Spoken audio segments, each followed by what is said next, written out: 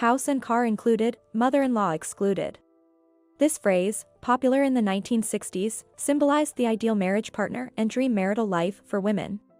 Of course, there are many respectable mothers-in-law out there. But mine was exactly the kind of mother-in-law I would most like to exclude from this world, a real nightmare. And my sister-in-law was no better. Susan, the sanitary pads are running low again. I am Susan, 29 years old, and the one who yelled was the mother of George, my 44-year-old husband, whom I married despite our age difference. Every week, my mother-in-law, Mary, would show up at our new home, check the sanitary pads in the bathroom, and yell at me if they were running low. Come on. I didn't want George to marry with such an age gap, but I tolerated it, thinking you would give me grandchildren. Why aren't you having any? But we had only been married for a year. George was my former boss at work. George, 15 years my senior, had been busy with work and missed his chance to marry, but he finally tied the knot after my persistent pursuit.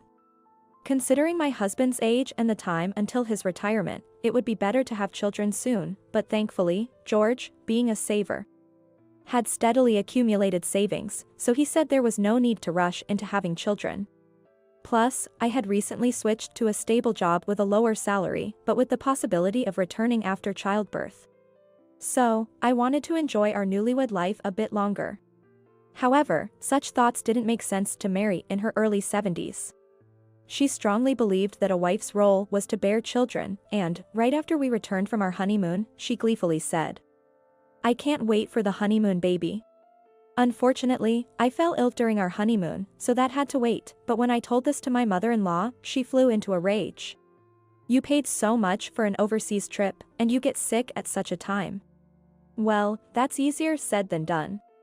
Originally, it was my husband who caught a cold, and then it was passed on to me. But if I said that, she would retort with something nonsensical like, "Young people these days just can't take advice from their elders." And then she even said, "Managing your husband's health is your job. Why did you let George catch a cold? You really are an incompetent wife." I was so fed up with always having to deal with this. You're right, I'm not a perfect wife, so I reported all of Mary's harassment to George. Initially, George, who only knew Mary's kind side, had trouble believing me. But once I recorded a conversation with her on my phone and let him hear it, he completely took my side. However, even after George complained to her, her harassment only became more insidious. For instance, when invited for dinner at her house, she would serve raw fish, which I dislike. When I couldn't bring myself to eat it, she would say sweetly, "You know, raw fish is rich in DHA and EPA, which are good for the brain. You should eat plenty now, or you won't have a smart child," and then whisper maliciously to me, "You'll have a stupid child like yourself." Then, the food she served me would be extremely salty. Young people's taste buds are getting dull these days, so I added extra salt to yours. Tasty, right? When I desperately drank water because of the saltiness, she would snatch it away, saying, "No, no. Drinking too much water dilutes stomach acids and hinders digestion." Meanwhile, my husband, all smiles, says, "Thanks Mom, it's nice of you to be so considerate of Susan." I do love how kind and caring he is, but he seems to lack a bit in the ability to doubt others. Especially when it comes to Mary, he probably doesn't even entertain the idea of doubting her. Then there was this incident. About 2 years into our marriage, George's salary started to decrease. Due to the recession, his bonuses were cut every time. When George casually mentioned this to Mary, she consoled him, saying, "It can't be helped, every industry is tough now, George. You're doing your best," but then she glared at me, saying, "That's why I told you to have children early. Raising kids costs money. What are you planning to do? You really are an unplanned wife." At that point, I couldn't help but retort, "No, I'm fine. I have my own savings," while giving her a sidelong glare in response. Afterwards, Mary and I had many confrontations that almost escalated, but I always restrained myself and refrained from telling my husband. I didn't want to put him in a difficult position by fighting in front of him. George often asked if I was getting along with Mary, but I avoided involving him and instead thought of my own ways to retaliate. The opportunity for that battle came sooner than expected. As usual, Mary barged into our house and, remembering that I mentioned having savings, started off with, "You said you've saved up quite a bit.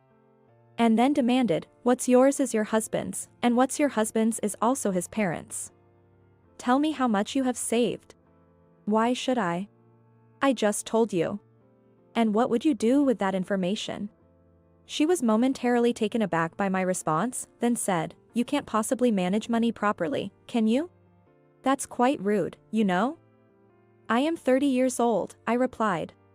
To me, you're just an inexperienced fool in life.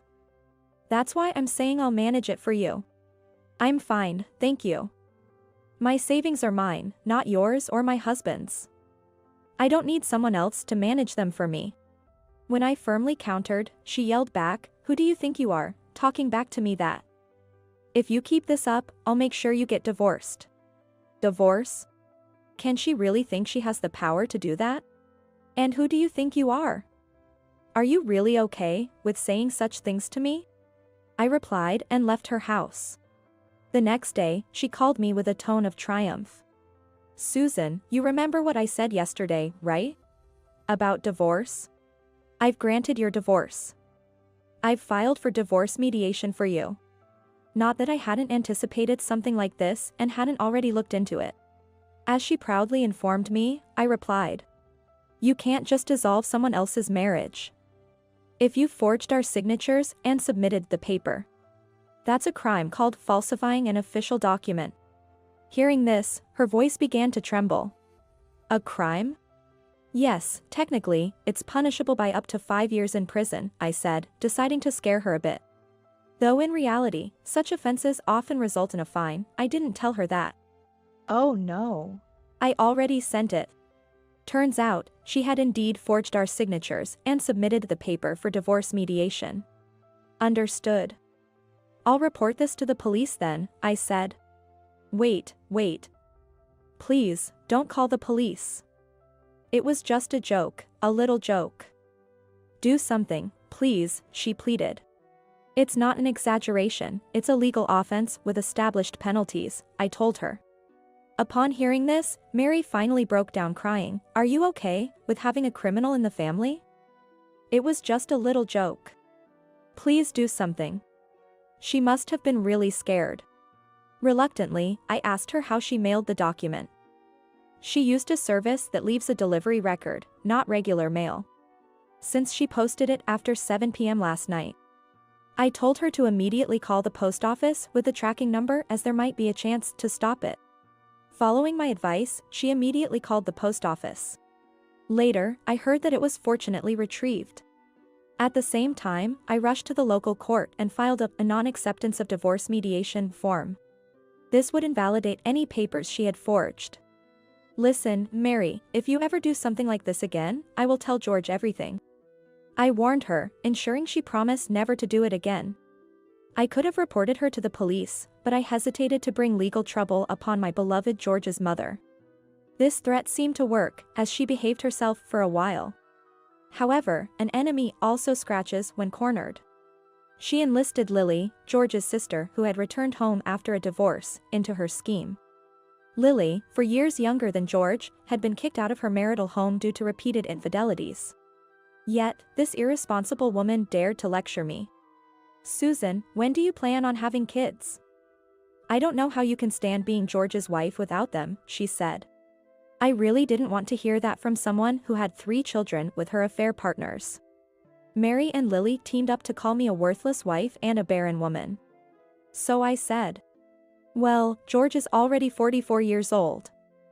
I read a study saying that men's fertility declines after 35. Even if I divorced George and he remarried, the chances of having children would be low, wouldn't they? Shocked, both of them just stared at me as I continued. And do you really think George would find a new wife? A house where a 70-year-old mother-in-law and a 40-something sister-in-law harass the wife? I doubt any woman would willingly marry into that situation. We're not harassing you.